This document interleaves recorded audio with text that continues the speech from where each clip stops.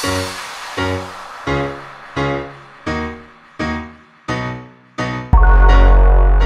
up guys, it's Sava with SOS Kitchen, and today we're making kimchi fried rice. This recipe mixes Chinese, Thai, and of course Korean into one delicious plate of food.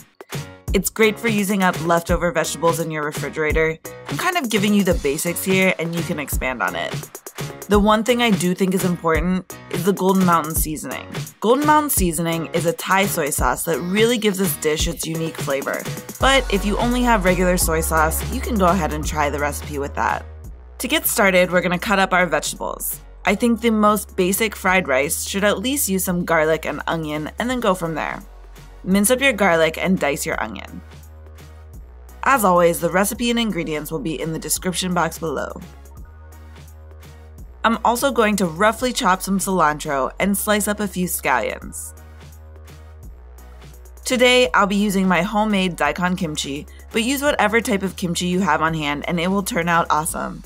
I also had some already diced up tomatoes in the fridge, so I'll use those too. I like the juiciness that they add to the dish. In a pan over medium heat, add some oil. Once it's hot, add in your onion and garlic and season it with some black pepper. Stir everything around, cooking the veggies until they just start to take on some color. At that point, add in your rice. I'm using day-old rice that was in my fridge. You can use fresh rice if you have to, but the old and cold stuff works the best. To the rice, add in your kimchi and the scallions. Cook everything, stirring frequently for another 2 minutes or so. At that point, what you want to do is move all the rice and veggies over to one side of the pan. In the free space, add some oil and then crack in a couple eggs.